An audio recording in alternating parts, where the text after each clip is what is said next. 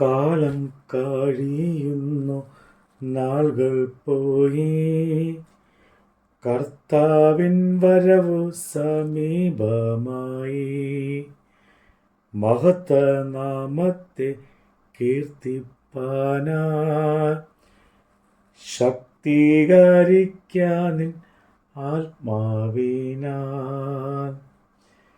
യാത്ര ചെയ്യും ഞാൻ ക്രൂശെ നോക്കി, യുദ്ധം ചെയ്യും ഞാൻ യേശുവിനായി. ജീവൻ വച്ചിടും രക്ഷകനായി അന്ത്യശ്വാസം വരെയും. ജീവൻ വച്ചിടും രക്ഷകനായി അന്ത്യശ്വാസം വരെയും. അപ്പോസ്തലനായ പൗലോസ് റോമർക്ക് എഴുതിയ ലേഖനം അധ്യായം 11. എന്നാൽ ദൈവം സ്വജനത്തെ തള്ളിക്കളഞ്ഞുവോ എന്ന് ഞാൻ ചോദിക്കുന്നു. ഒരു നാളും ഇല്ല. ഞാനും ഇസ്രയേലിനല്ലോ, അബ്രഹാമിൻ്റെ സന്തതിയിൽ ബെന്യാമിൻ ഗോത്രത്തിൽ ജനിച്ചവൻ തന്നെ. ദൈവം മുന്നറിഞ്ഞിട്ടുള്ള തൻ്റെ ജനത്തെ തള്ളിക്കളഞ്ഞിട്ടില്ല. ഏലിയാവിൻ്റെ ചരിത്രത്തിൽ തിരുവെഴുത്ത് പറയുന്നത് അറിയുന്നില്ലയോ? അവൻ ഇസ്രയേലിന് വിരോധമായി, കർത്താവേ, അവർ നിന്റെ പ്രവാചകന്മാരെ കൊന്നു, നിന്റെ യാഗപീഠങ്ങളെ ഇടിച്ചു കളഞ്ഞു, ഞാൻ ഒരുത്തൻ മാത്രം ശേഷിച്ചിരിക്കുന്നു, അവർ എനിക്ക് ജീവഹാനി വരുത്തുവാൻ നോക്കുന്നു എന്ന് ദൈവത്തോട് വാദിക്കുമ്പോൾ അവന് അരുളപ്പാട് ഉണ്ടായത് എന്ത്? ബാലിന് മുട്ടുകുത്താത്ത 7000 പേരെ ഞാൻ എനിക്കായി ശേഷിപ്പിച്ചിരിക്കുന്നു എന്ന് തന്നെ.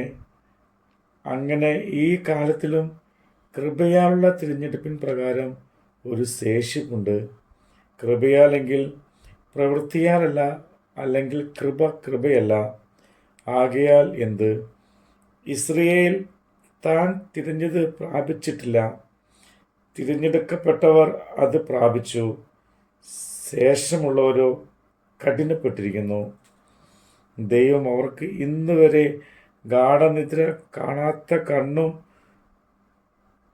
കേൾക്കാത്ത ചെവിയും കൊടുത്തു എന്ന് എഴുതിയിരിക്കുന്നുവല്ലോ.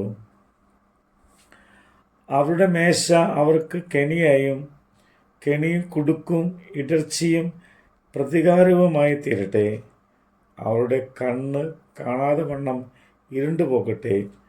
അവരുടെ മുതുക് എല്ലായ്പ്പോഴും കുനിയിക്കണമേ എന്ന് ദാവീദും പറയുന്നു.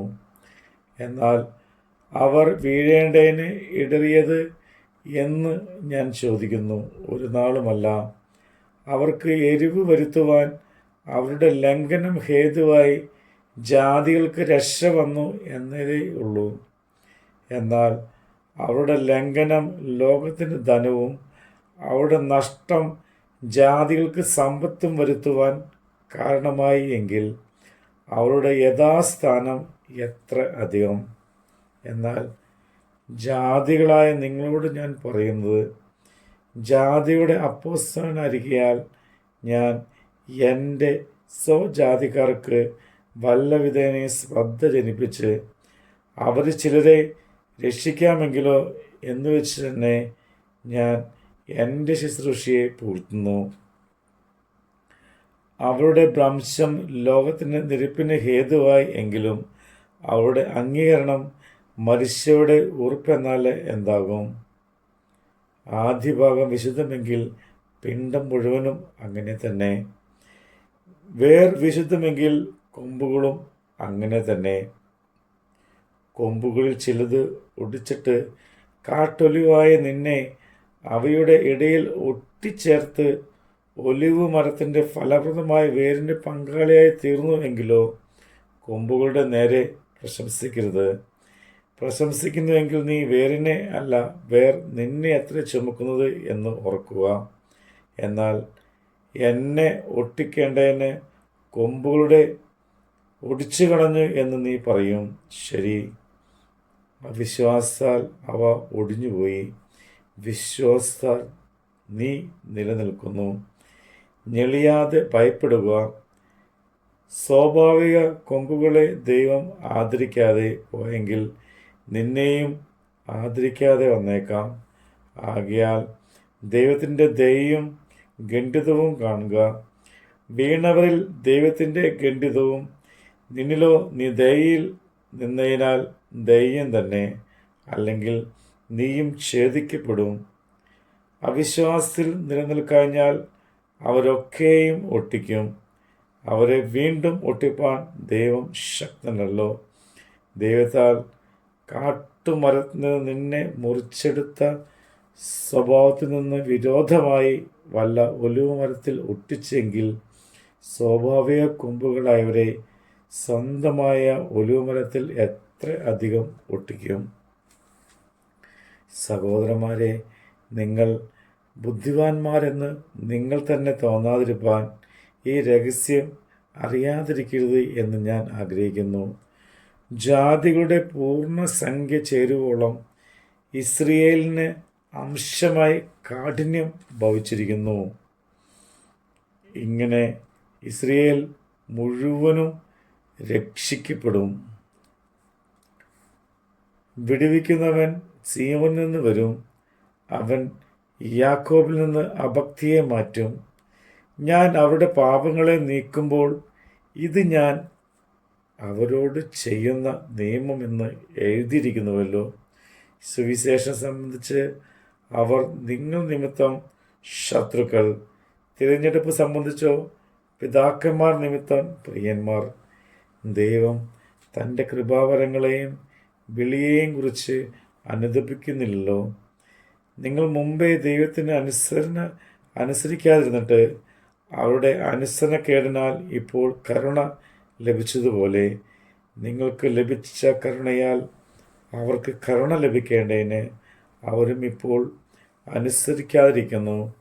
ദൈവം എല്ലാവരോടും കരുണ ചെയ്യേണ്ടതിന് എല്ലാവരെയും അനുസരണക്കേടിൽ അടച്ചു കളഞ്ഞു.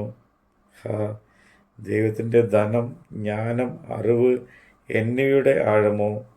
അവൻ്റെ ന്യായവിധികൾ എത്രയോ അപ്രമേയവും അവൻ്റെ വഴികൾ എത്ര അഗോചരവുമാകുന്നു. കർത്താവിൻ്റെ മനസ്സ് അറിഞ്ഞവൻ ആര്? അവന് മതിയായിരുന്നവൻ ആര്? അവന് വല്ലതും മുമ്പേ കൊടുത്തിട്ട് പ്രതിഫലം വാങ്ങുന്നവൻ ആര്? സകലവും അവനിൽ നിന്ന് അവനാലും അവങ്കിലേക്കും ആകുന്നുവല്ലോ.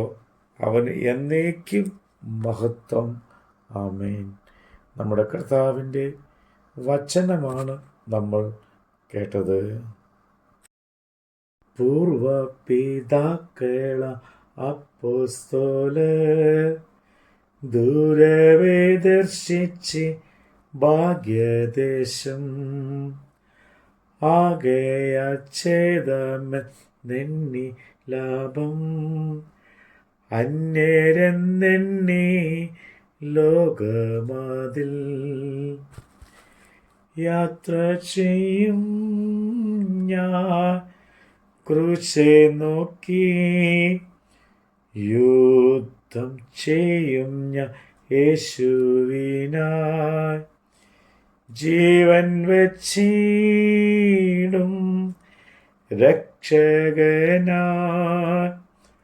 അന്ത്യശ്വാസം വരെയും, ജീവൻ വച്ചിടും രക്ഷകനായി അന്ത്യശ്വാസം വരെയും.